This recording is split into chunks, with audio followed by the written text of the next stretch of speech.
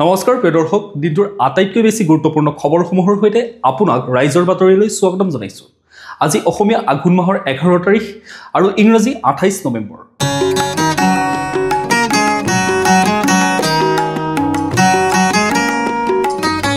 এতিয়া আহিছোঁ আমি প্ৰথমটো খবৰলৈ। ফূৰ্তি পানীকণেই যেন এতিয়া শেষ ভৰসা, উদ্ধাৰ কৰিব ধাৰৰ বোজাত পোত যোৱা চৰকাৰক। বাঢ়িছে সুৰাৰ বিপণী, সহজলভ্য দেশীয় বিদেশী সুৰা, চৰকাৰৰ লক্ষ্য ৰাজহ সংগ্ৰহ। ঋণৰ বোজাত পোত গৈ থকা চৰকাৰখনক যেন উদ্ধাৰ কৰিব একমাত্ৰ সুৰাৰ পৰা সংগ্ৰহ হোৱা ৰাজহেহে। কিয়নো এতিয়া ৰাজ্য চৰকাৰৰ ৰাজহৰ অন্যতম এটা প্ৰধান উৎস হৈ পৰিছে আবকাৰী কৰ। এই উৎসৰ পৰিমাণ আৰু অধিক বৃদ্ধি কৰাৰ বাবে চৰকাৰখনে ৰাজ্যখনত সুৰাৰ অত্যন্ত সহজলভ্য কৰাৰ বাবে অলিয়ে গলিয়ে মুকলি কৰি দিছে সুৰাৰ বিপণী। ৰাজ্যখনত এতিয়া সুৰা অতি সহজলভ্য। আনকি গুৱাহাটী মহানগৰীত নিশা 11 বজালৈ সুৰাৰ বিপণী খোলা ৰখাৰ বাবেও চৰকাৰে অনুমতি প্ৰদান কৰিছে। লক্ষণীয় বিষয় যে বিজেপি চৰকাৰৰ দিনত ৰাজ্যখনত নতুনকৈ 1520খন দেশীয় আৰু বিদেশীয় সুৰাৰ বিপণী বৃদ্ধি পালে। এই তথ্য ৰাজ্য চৰকাৰৰ। অসম বিধানসভাৰ চলিত অধিৱেশনতে এই তথ্য প্ৰকাশ কৰিছে খুদ আবকাৰী বিভাগৰ মন্ত্ৰী অতুল বৰাই। সদনত মন্ত্ৰীগৰাকীয়ে জনোৱা মতে এই সুৰাৰ বিপণীসমূহ স্থাপন কৰা ফলত ৰাজহ সংগ্ৰহ হোৱাৰ উপৰিও অবৈধ সুৰা তথা ভেজাল সুৰা আৰু চুলাই মদৰ প্ৰচলন বহু পৰিমাণে হ্ৰাস পাইছে। সদনত দিয়া তথ্য অনুসৰি 2016 চনৰ পাছত ৰাজ্যখনত মুঠ দেশীয় সুৰাৰ 970খন আৰু বিদেশী সুৰাৰ 550খন বিপণীৰ অনুজ্ঞাপত্ৰ প্ৰদান কৰা হৈছে। দেশীয় সুৰাৰ সৰ্বাধিক বিপণীৰ অনুজ্ঞাপত্ৰ দিয়া হৈছে গ্ৰামাঞ্চলত। এই সময়ছোৱাত গ্ৰামাঞ্চলত মুঠ 637খন আৰু চহৰ অঞ্চলত 334খন দেশীয় সুৰাৰ বিপণী মুকলিৰ অনুমতি প্ৰদান কৰা হৈছে। ইফালে বিদেশী সুৰাৰ বিপণীৰ ক্ষেত্ৰত নগৰ অঞ্চলত 172খন আৰু গ্ৰামাঞ্চলত 368খন বিপণীৰ অনুজ্ঞাপত্ৰ দিয়া হৈছে। এতিয়া আহিছোঁ আমি পৰৱৰ্তী খবৰটোলৈ। সকলো সময়ৰ খেল। এদিন বিজেপিক সমালোচনাৰে থকা সৰগা কৰি কাৰাগাৰলৈ যোৱা ছাত্ৰ নেতা এতিয়াৰ পৰা হ'ল গেৰুৱা বসন্তাৰী। বিধায়ক অখিল গগৈৰ মানস পুত্ৰস্বৰূপ ছাত্ৰ সংগঠন ছাত্ৰ মুক্তি সংগ্ৰাম সমিতিৰ কেন্দ্ৰীয় সহকাৰী সম্পাদক তথা বিশ্বনাথ জিলাৰ বিহালীৰ ছাত্ৰ নেতা অনিল বনিয়াই আজি বিজেপিত যোগদান কৰে। বিশ্বনাথ জিলাৰ ছাত্ৰ মুক্তি সংগ্ৰাম সমিতিৰ 35জনীয়া এটা দলৰ সৈতে আনুষ্ঠানিকভাৱে বনিয়াই গুৱাহাটী মহানগৰীস্থিত অটল বিহাৰী বাজপেয়ী ভৱনত গেৰুৱা বসন পৰিধান কৰে। ইয়াৰ লগে লগে বিশ্বনাথত উচন হ'ল ছাত্ৰ মুক্তিৰ সাংগঠনিক ভেটি। অনিল বনিয়াই বিজেপিত যোগদান কৰাৰ সন্দৰ্ভত কয় যে বৰ্তমানৰ শিৱসাগৰ বিধায়ক অখিল গগৈয়ে ছাত্ৰ মুক্তি সংগ্ৰাম সমিতি, কৃষক মুক্তি সংগ্ৰাম সমিতিক তেখেতৰ বহতীয়া সংগঠন হিচাপে ৰাখি জাতীয় সংগঠনৰ স্বতন্ত্ৰতা মৰ্যাদা হানি কৰি আহিছে। তদুপৰি বিধায়ক অখিল গগৈৰ একনায়কত্ববাদ, দমন নীতি, ভুৱাৰ জাতীয়তাবাদ আৰু মিয়া প্ৰীতিত অতিষ্ঠ হৈ তথা বিজেপি দলৰ জাতি স্বাভিমান ৰক্ষাৰ অনিৰুদ্ধ যাত্ৰাৰ প্ৰতি আকৃষ্ট হৈ বিজেপি দলত যোগদান কৰিছে বুলি মন্তব্য কৰে বনিয়াই। এতিয়া আহিছোঁ আমি পৰৱৰ্তী খবৰটোলৈ। গৌৰৱ গগৈ অভিযোগ, অসম বিধানসভাৰ নিৰ্বাচন অসমৰ মানুহে নিৰ্ধাৰণ নকৰে, কৰিব বহিৰাজ্যৰ ভোটাৰে। বৰ্তমান সময়ত আমি সংগঠন শক্তিশালী কৰাৰ ক্ষেত্ৰত গুৰুত্ব দিব লাগে আৰু সেইখিনি কাম আমি চলিত বৰ্ষত কৰি আহিছোঁ। বিভিন্ন জিলাত আমি ভ্ৰমণ কৰি তৃণমূল পৰ্যায়ৰ পৰা দলক শক্তিশালী কৰাৰ চেষ্টা অব্যাহত ৰাখিছোঁ। বৃহস্পতিবাৰে এইদৰে মন্তব্য কৰে অসম প্ৰদেশ কংগ্ৰেছ কমিটিৰ সভাপতি তথা যোৰহাটৰ সাংসদ গৌৰৱ গগৈয়ে। যোৰহাট জিলাৰ কংগ্ৰেছ ভৱনত এক সংবাদমেল সম্বোধন কৰি সাংসদ গৌৰৱ গগৈয়ে কয় যে আগন্তুক নিৰ্বাচন সন্দৰ্ভত আমি দাবী জনাইছোঁ অসমত যি নিৰ্বাচন হ'ব আৰু লগতে 4 ৰাজ্যত যি নিৰ্বাচন হ'ব, কেন্দ্ৰীয় নিৰ্বাচন আয়োগ চিন্তিত হ'ব লাগে। সমগ্ৰ দেশত তেওঁলোকৰ কাৰ্যক লৈ চৰ্চা চলি আছে। সকলোতে প্ৰশ্ন উঠিছে কেন্দ্ৰীয় নিৰ্বাচন আয়োগ প্ৰকৃততে নিৰপেক্ষ হয় নে নহয়। চৰকাৰী বিষয়ে গাঁৱৰ ভিতৰলৈ গৈ যে শুদ্ধ ভোটাৰ তালিকা প্ৰস্তুত কৰিব, এইটো এটা জটিল বিষয়, যাৰ ফলত বহিৰাজ্যত চৰকাৰী BLOসকলে আত্মহত্যা কৰিছে। কিয়নো তেওঁলোকেও বুজি উঠিছে যে তেওঁলোকৰ দায়িত্বত ৰাইজ সন্তুষ্ট নহয়, তেওঁলোকৰ কৰিবলৈ মন নাই, কিন্তু তেওঁলোকক হেঁচা দিছে আৰু তেওঁলোকৰ পৰা যি আশা কৰিছিল সেইটো সংবিধান বিৰোধী। এইদৰে নিৰ্বাচন আয়োগ আৰু চৰকাৰক তীব্ৰ সমালোচনা কৰা দেখা গ'ল গৌৰৱ গগৈ। এতিয়া আহিছোঁ আমি পৰৱৰ্তী খবৰটোলৈ। আজি সদনত দাখিল হ'ল 6 জনগোষ্ঠীৰ মন্ত্ৰীগোটৰ প্ৰতিবেদন। পুৱাই প্ৰতিবাদত বহিল অখিল গগৈ। অসম বিধানসভাৰ শীতকালীন অধিৱেশনৰ আজি তৃতীয়টো দিন। প্ৰতিদিনৰ দৰে আজিও প্ৰতিবাদেৰে বিধায়ক অখিল গগৈয়ে আৰম্ভ কৰা দেখা গ'ল দিনটো। মৰাণ, মটক, আহোম, চুতীয়া, কোচ ৰাজবংশী আৰু চাহ জনগোষ্ঠীয় আদিবাসীসকলক তৎকালীনভাৱে জনজাতিকৰণৰ দাবীত বিধানসভাৰ বাহিৰত অখিল গগৈৰ প্ৰতিবাদত বহিল। উল্লেখ কৰা প্ৰয়োজন যে আজি সদনত দাখিল কৰা হ'ল 6 জনগোষ্ঠীক লৈ প্ৰস্তুত কৰা মন্ত্ৰীগোটৰ প্ৰতিবেদন। যোৱা 26 নৱেম্বৰ 2025ত হোৱা কেবিনেটৰ এই মন্ত্ৰীগোটৰ প্ৰতিবেদনত অনুমোদন জনোৱা হয়।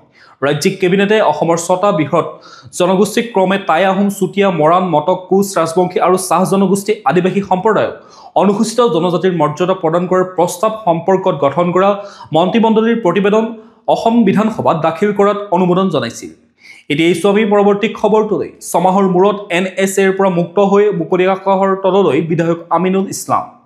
গুৱাহাটী উচ্চ ন্যায়ালয়ৰ জামিন মঞ্জুৰ। মুকলি আকাশৰ তললৈ ওলাব 6 মাহতকৈও অধিক কাল কাৰাৰুদ্ধ হৈ থকা ধিঙৰ বিধায়ক আমিনুল ইছলাম। ৰাষ্ট্ৰীয় নিৰাপত্তা আইন চমুকৈ NSAত কাৰাৰুদ্ধ হৈ থকা AIUDFৰ বিতৰ্কিত বিধায়ক আমিনুল ইছলামৰ জামিন মঞ্জুৰ গুৱাহাটী উচ্চ ন্যায়ালয়ৰ। ধিং সমষ্টিৰ বিধায়ক আমিনুল ইছলামে যোৱা 22 এপ্ৰিলত সংঘটিত নৃশংস পহলগাম কাণ্ডৰ সময়ত ৰাজহুৱাভাৱে পাকিস্তানৰ সমৰ্থনত মন্তব্য কৰাৰ অভিযোগ উত্থাপিত হৈছিল।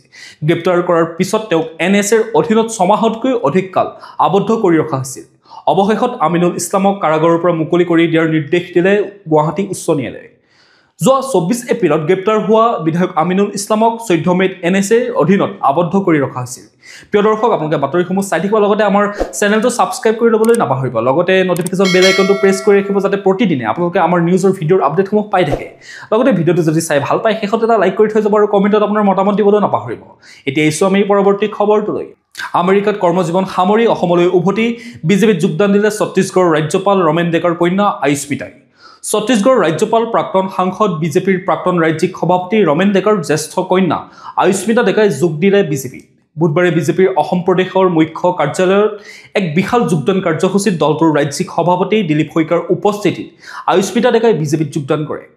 অনুষ্ঠানত দিলীপ শইকীয়াৰ উপৰিও মন্ত্ৰী জয়ন্ত মল্ল বৰুৱা, সাধাৰণ সম্পাদক অনুপ কুমাৰ বৰ্মন, যুৱ মৰ্চাৰ সভাপতি ৰাকেশ দাস প্ৰমুখ্যে কেইবাজনো জ্যেষ্ঠ নেতা উপস্থিত আছিল। আয়ুস্মিতা ডেকাৰ উপৰিও অসমৰ সমাজ জীৱনৰ কেইবাটাও গুৰুত্বপূৰ্ণ ক্ষেত্ৰত বিশেষ অৱদান আগবঢ়োৱা বহুকেইজন গণ্যমান্য ব্যক্তিয়েও একেটা অনুষ্ঠানতে বিজেপিত যোগদান কৰে।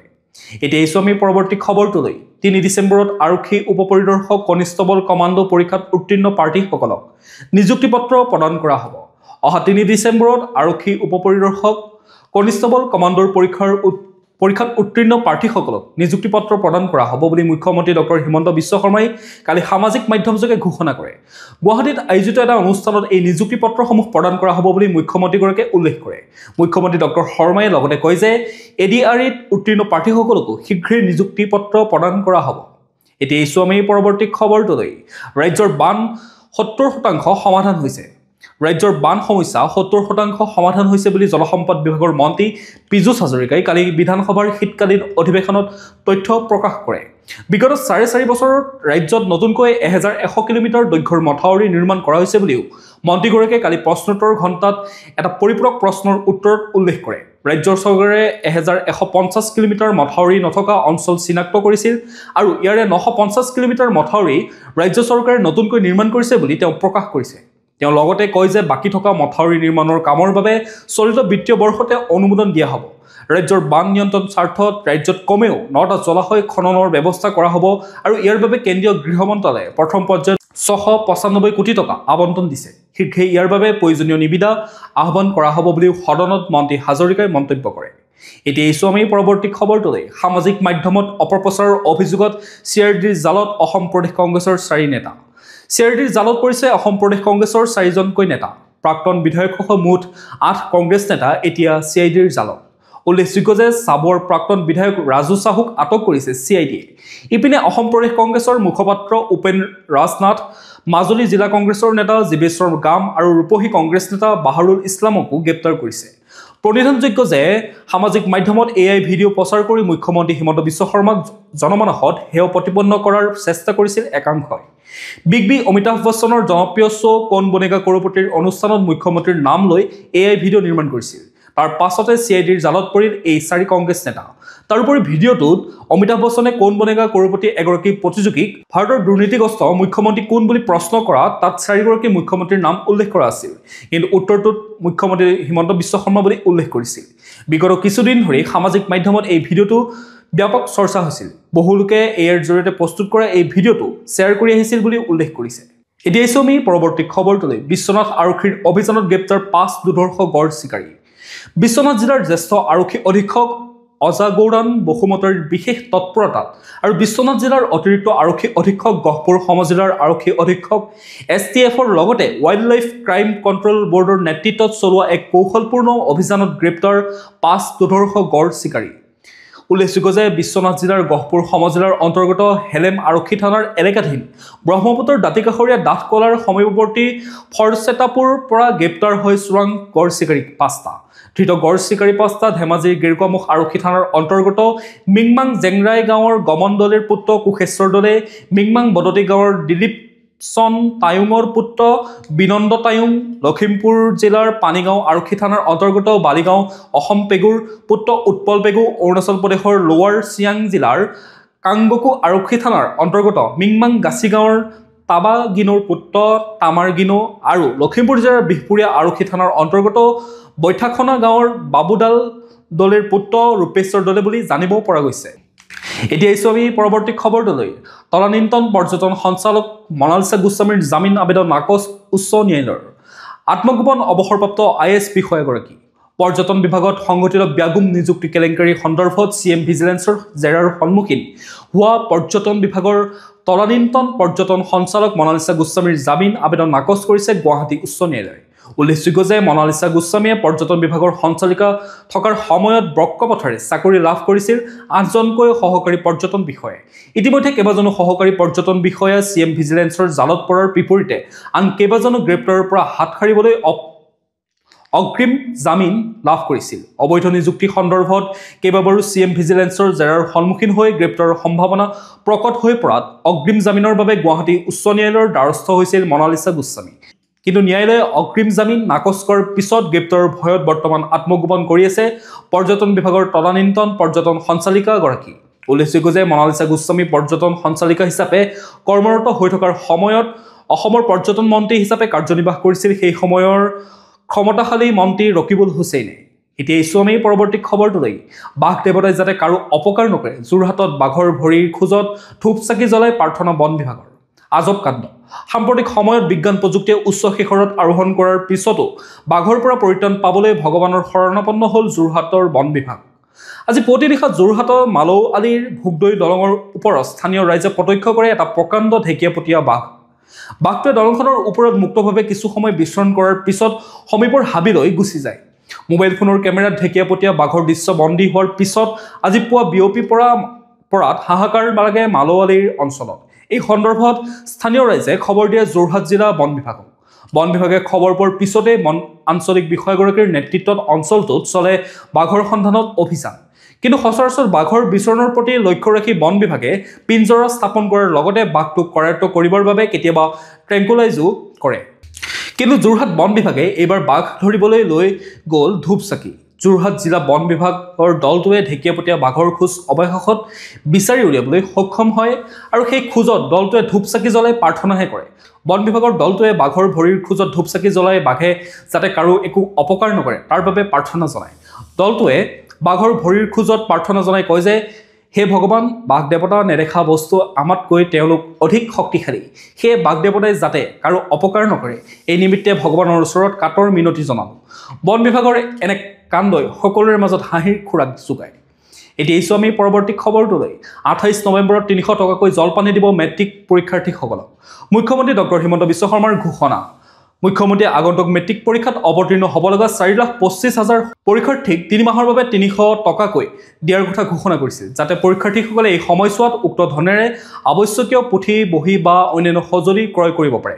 তদুপৰি ফেচবুক লাইভযোগে মুখ্যমন্ত্ৰীয়ে অহা 12 ডিচেম্বৰত BTCত অৰুণোদয় আঁচনি মুকলি হ'ব বুলি ঘোষণা কৰে।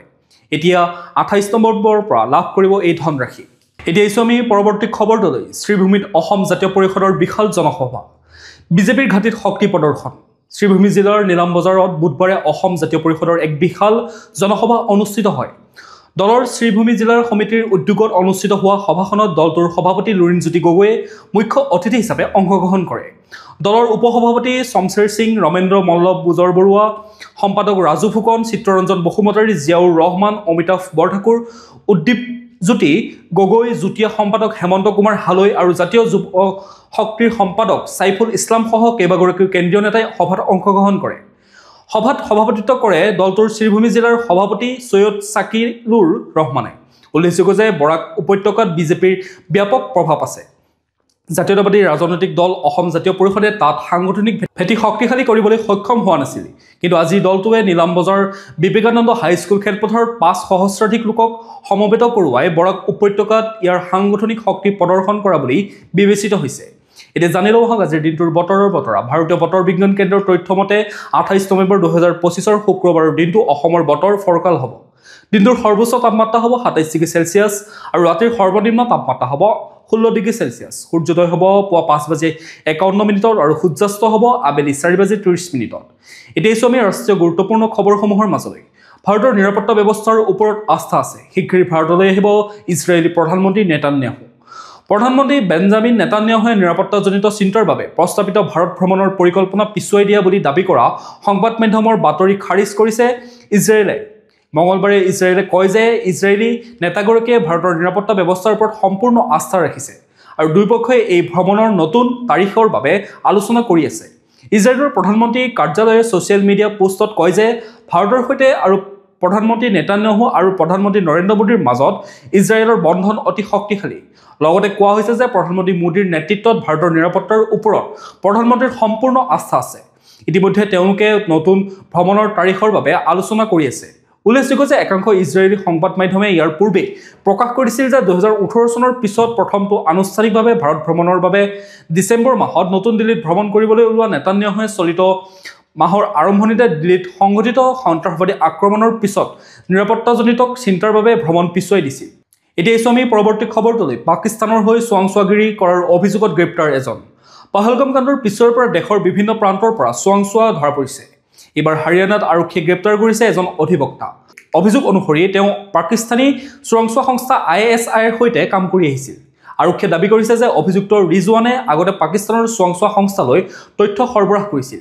তেওঁ হোৱাটছএপ কথোপকথন, ফোনত হোৱা কথা বতৰা আৰু আন কেইবাটাও ডিজিটেল নথি পৰীক্ষা কৰি তদন্তকাৰীয়ে এই সিদ্ধান্তত উপনীত হয়। কেইবাটাও সন্দেহজনক বিত্তীয় লেনদেনৰ তদন্তকাৰীৰ দৃষ্টিগোচৰ হৈছে। অৱশ্যে তেওঁ কেনেধৰণৰ তথ্য সৰবৰাহ কৰিছিল সেয়া এতিয়াও স্পষ্ট হোৱা নাই। হাৰিয়ানাৰ টাৱাণ্ডু চহৰৰ এটা চৰকাৰী বেংক শাখাত ৰিজৱানৰ একাউণ্ট আছে আৰু এই একাউণ্টটোত কেইবা কোটি টকাৰ লেনদেন কৰা হৈছিল বুলি এক সূত্ৰই দাবী কৰিছে। তথ্য ফাদিলৰ জৰিয়তে এই ধন লাভ কৰা বুলি অনুমান কৰা হৈছে। তথ্য অনুসৰি বুধবাৰে হাৰিয়ানাৰ নুহৰ পৰা ৰিজৱান নামৰ এই যুৱকজনক গ্ৰেপ্তাৰ কৰে আৰক্ষীয়ে। এতিয়া আমি খেল জগতৰ খবৰসমূহৰ মাজলৈ। দ্বিতীয়বাৰৰ বাবে কমনৱেলথ গেমছৰ আয়োজকৰ দায়িত্বত ভাৰত। গ্লাছগোত অনুষ্ঠিত হ'বলগীয়া কমনৱেলথ গেমছৰ শাসকীয় সংস্থাই 2030 চনৰ কমনৱেলথ গেমছৰ আয়োজনৰ অধিকাৰ আহমেদাবাদক আনুষ্ঠানিকভাৱে প্ৰদান কৰে। বিগত অক্টোবৰত কমনৱেলথ গেমছৰ কাৰ্যবাহী বোৰ্ডে শতবাৰ্ষিকী সংস্কৰণৰ আয়োজক হিচাপে আহমেদাবাদৰ নাম প্ৰস্তাৱ কৰিছিল। ইয়াৰ পিছত ৭৪জনীয়া সাধাৰণ পৰিষদে ভাৰতৰ এই নিবিদাত অনুমোদন জনোৱাটো আছিল মাথো আনুষ্ঠানিকতাহে। ভাৰতে শেষবাৰৰ বাবে 2010 চনত নতুন দিল্লীত কমনৱেলথ গেমছৰ আয়োজন কৰিছিল। কমনৱেলথ গেমছৰ মূল্যায়ন সমিতিৰ তত্বাৱধানত এই পৰামৰ্শ আগবঢ়োৱা হৈছিল। কমনৱেলথ গেমছৰ সচিব ডক্টৰ ডোনাল্ড ৰুকাৰে কয় যে ভাৰতে নিজৰ সৈতে যুৱক যুৱতী, উচ্চাকাংক্ষা, চহকী সংস্কৃতি, বিশাল ক্ৰীড়াৰ আৱেগ আৰু প্ৰাসংগিকতা আনে। আমি কমনৱেলথ গেমছৰ বাবে আমাৰ পৰৱৰ্তী শতিকাটো সুস্বাস্থ্যৰে আৰম্ভ কৰোঁ। এনে সিদ্ধান্তই 2036 চনত অলিম্পিক আয়োজন কৰাৰ বাবে ভাৰতৰ উচ্চাকাংক্ষাকো শক্তিশালী কৰি তুলিছে। অলিম্পিক আয়োজনৰ অধিকাৰৰ দৌৰত অৱতীৰ্ণ হোৱা আহমেদাবাদে বিগত দশকত যুদ্ধংদেহী মনোভাৱেৰে ৰাজ্যখনৰ ক্ৰীড়াৰ আন্তঃগাঁথনি উন্নীত কৰিছে। 2030 চনৰ নিবিদাৰ বাবে নাইজেৰিয়াৰ আবুজাব চহৰৰ সৈতে প্ৰতিদ্বন্দ্বিতাৰ সন্মুখীন হৈছিল ভাৰত। কিন্তু কমনৱেলথ গেমছে 2034 চনৰ সংস্কৰণৰ বাবে আফ্ৰিকান দেশখনৰ কথা বিবেচনা কৰাৰ সিদ্ধান্ত লয়। অতীতত ব্ৰিটিছ এম্পায়াৰ গেমছ বুলি পৰিচিত প্ৰথম কমনৱেলথ গেমছ 1930 চনত কানাডাৰ প্ৰথমবাৰৰ বাবে হেমিল্টন চহৰত অনুষ্ঠিত হৈছিল। এতিয়া আমি আন্তঃৰাষ্ট্ৰীয় গুৰুত্বপূৰ্ণ খবৰসমূহৰ মাজলৈ। হোৱাইট হাউচৰ সমীপতে গুলীচালনা, আহত 2 নেশ্যনেল গাৰ্ড। আমেৰিকাৰ ৰাজধানী ৱাশ্বিংটনত বুধবাৰে ভয়ংকৰ গুলীচালনাৰ ঘটনা সংঘটিত হয়। হোৱাইট হাউচৰ সমীপতে নিয়োজিত ৱেষ্ট ভাৰ্জিনিয়া নেশ্যনেল গাৰ্ডৰ 2 জোৱানক লক্ষ্য কৰি গুলীচালনা কৰে। গুৰুতৰভাৱে আহত জোৱান 2জন ততালিকে চিকিৎসালয়ত ভৰ্তি কৰোৱা হয়। সংবাদ মাধ্যমৰ বাতৰি অনুসৰি অঞ্চলটোত নিয়োজিত আন জোৱানসকলে গুলীৰ শব্দ শুনি ততাতৈয়াকে ঘটনাস্থলীত উপস্থিত হয় আৰু গুলীবিদ্ধ বন্দুকধাৰী আক্ৰমণকাৰীক গ্ৰেপ্তাৰ কৰিবলৈ সক্ষম হয়। এই আক্ৰমণৰ উদ্দেশ্য কি আছিল এতিয়াও জানিব পৰা হোৱা নাই। অৱশ্যে আৰক্ষীয়ে সম্ভাৱ্য সন্ত্ৰাসবাদী আক্ৰমণৰ কথাও নুই কৰা নাই। বৰ্তমান এই ঘটনাৰ তদন্ত অব্যাহত আছে। এতিয়া আহিছোঁ আমি পৰৱৰ্তী খবৰটোলৈ। চীনৰ হংকং চহৰত ভয়ংকৰ অগ্নিকাণ্ড। হংকঙৰ বিশাল হাউচিং কমপ্লেক্সত ভয়ংকৰ অগ্নিকাণ্ড। বুধবাৰে সংঘটিত এই অগ্নিকাণ্ডত 44গৰাকী লোকৰ মৃত্যু হোৱাৰ খবৰ পোৱা গৈছে। ইফালে শ শ লোক নিৰুদ্দেশ হৈ আছে এতিয়াও। বুধবাৰে বিয়লি প্ৰায় 2000টা এপাৰ্টমেণ্ট থকা 8টা অট্টালিকাৰ এটা হাউচিং কমপ্লেক্সত এই ভয়ংকৰ অগ্নিকাণ্ড সংঘটিত হয়। এই বিশ্বৰ ঘন জনবসতিপূৰ্ণ আৰু ওখ আৱাসিক ব্লকৰ ভিতৰত অন্যতম চহৰসমূহৰ উত্তৰ দিশত থকা টাইপো জিলাৰ এই ৱাংফুক কোৰ্ট। অগ্নিকাণ্ড ইমানেই ভয়ংকৰ আছিল যে নিৰ্বাপনৰ পিছতো বৃহস্পতিবাৰে পুৱালৈকে কেইবাটাও এপাৰ্টমেণ্ট জ্বলি আছিল। প্ৰিয় দৰ্শক, আজিৰ দিনটোৰ গুৰুত্বপূৰ্ণ খবৰসমূহ আছিল ইমানেই। আপোনালোকে যদি এতিয়াও আমাৰ চেনেলটো ছাবস্ক্ৰাইব কৰি ল'বলৈ পাহৰি গৈছে, অনুগ্ৰহ কৰি চেনেলটো ছাবস্ক্ৰাইব কৰি লওক, লগতে নটিফিকেশ্যন বেল আইকনটো প্ৰেছ কৰি ৰাখক যাতে প্ৰতিদিনে আপোনালোকে আমাৰ নিউজৰ ভিডিঅ'সমূহ পাই থাকে। লগতে ভিডিঅ'টো যদি চাই ভাল পালে এটা লাইক কৰি থৈ যাব আৰু কমেণ্টত আপোনাৰ মতামত দিবলৈও নাপাহৰিব। কাইলৈ পুনৰ একে সময়তে লগ পোৱাৰ প্ৰতিশ্ৰুতিৰে আপোনাক বহুত বহুত ধন্যবাদ জ্ঞাপন কৰিছোঁ।